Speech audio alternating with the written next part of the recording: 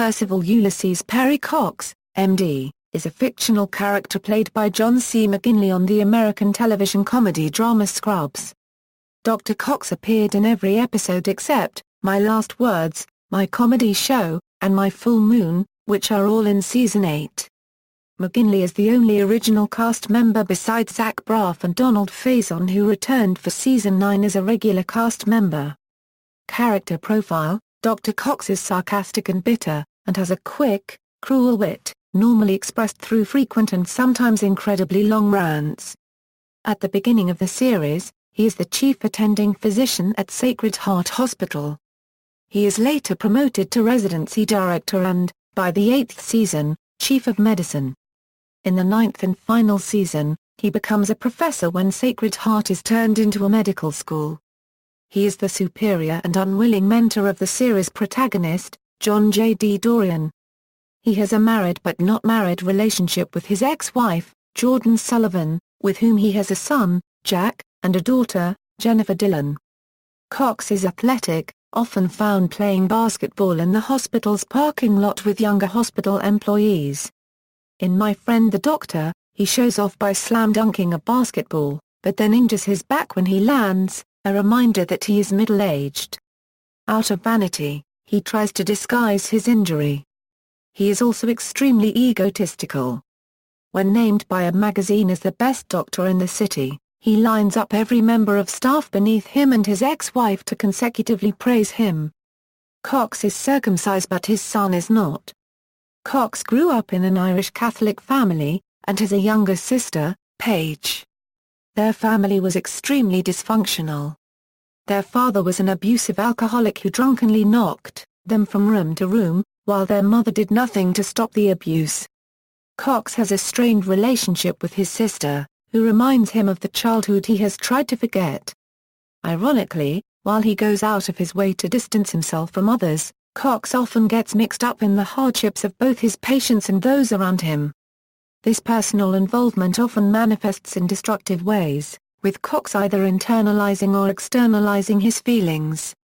Despite this, Cox has intervened in situations, with no expectation of personal gain and often to his own detriment, to help others.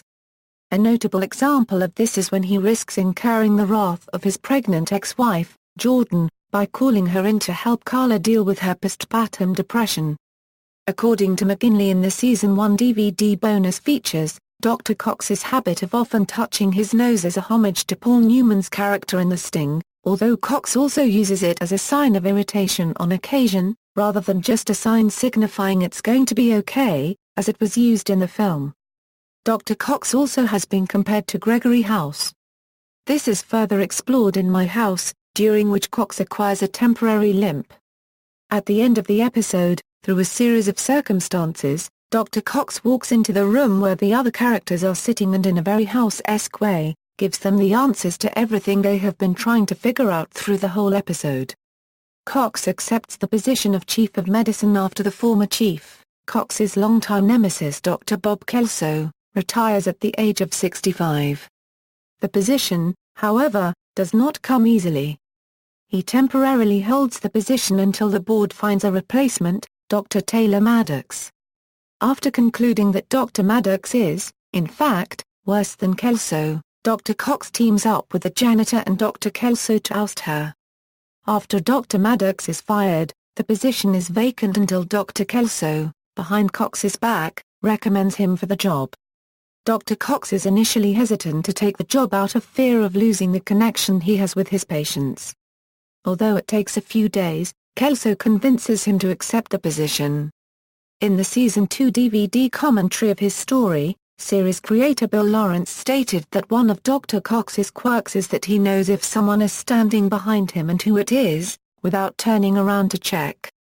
This quirk is defied in my finale, when J.D. stands behind Cox as he tells one of the new interns how he really feels. Throughout the speech, he gives no sign that he knows that J.D. is behind him. He is also a very good golfer, regularly besting Kelso. Cox harbors an intense hatred for Hugh Jackman, even going so far as to mention him frequently in his rants about things he hates throughout the series. According to a 2006 interview with McGinley, Cox's reason for hating Jackman may be because Bill Lawrence envies the actor's talent. Cox is occasionally seen wearing a Detroit Red Wings jersey.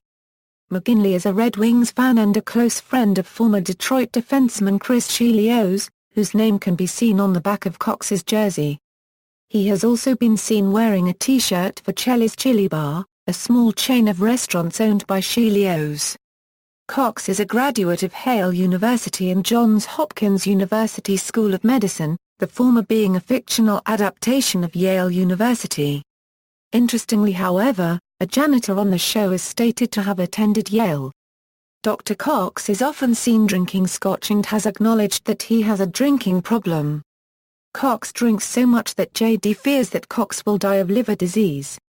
After making a mistake about a transplant patient that results in 3 deaths, a guilt-ridden Cox goes to work drunk, and falls into a deep depression. JD eventually helps him forgive himself, however. His son Jack's first full sentence is "Daddy drinks a lot." Relationships with other characters. In Sacred Heart Dr. Cox constantly berates the residents, giving John J.D. Dorian girl nicknames and regularly calling him Newbie. He also calls Elliot Reed Barbie, Turk Dandy, and Bob Kelso Bobo, Bobcat, and Beelzebub. The one person he openly admits to tolerating is head nurse Carla Espinosa. Throughout Season 1, he and Turk compete for her affections, with Cox eventually bowing out when he sees that Turk and Carla are in love. Turk eventually learns that Carla and Cox went on a date before Turk came to the hospital.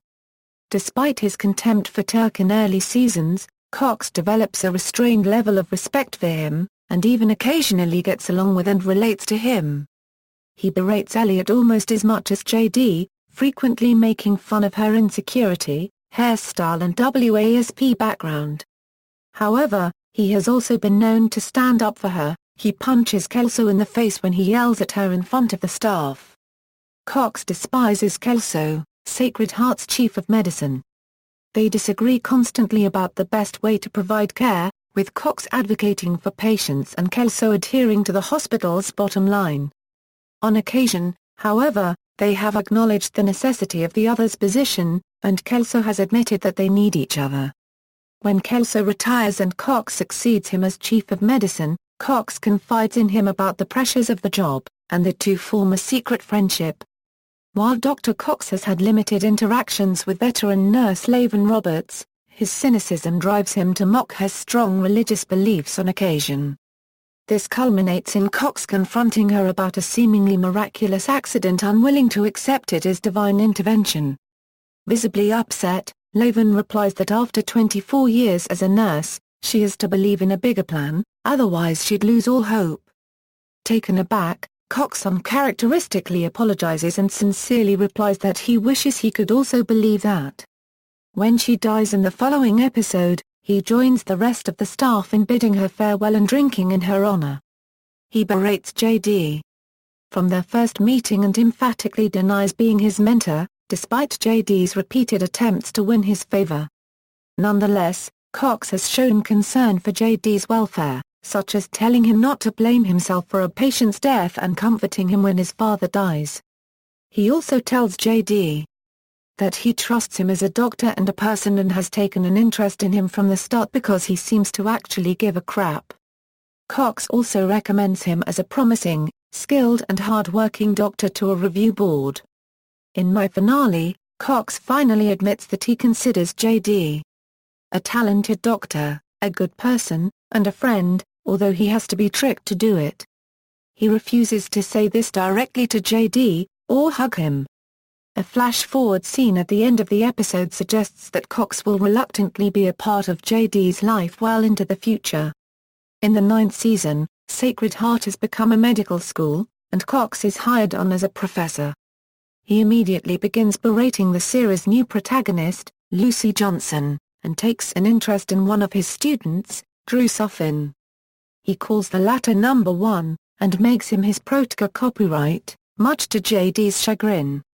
However, he still provides advice and support to J.D.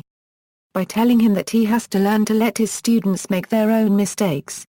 Family life. Cox's family is from Pittsburgh.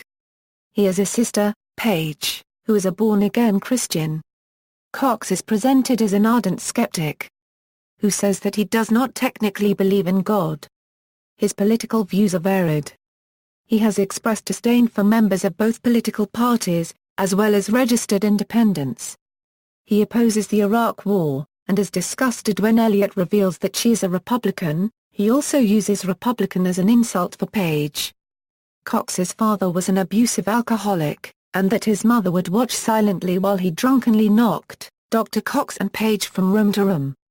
At the end of the episode, he admits to his sister that seeing her reminds him of the childhood he has tried so hard to forget. Cox was apparently legally divorced from Jordan Sullivan, but the two have lived together in an exclusive relationship since Jordan discovered she was pregnant.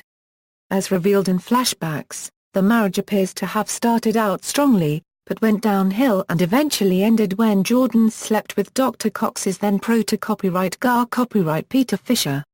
Later into the series, it was revealed that Ted did not submit the divorce papers properly, so Cox and Jordan have been married during the entire run of the show.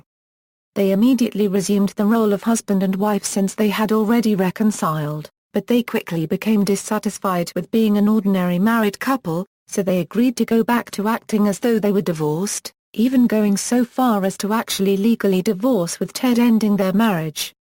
In later seasons, Cox quietly resumes wearing his wedding ring, and Jordan soon acquiesces to the marriage title after the birth of their second child.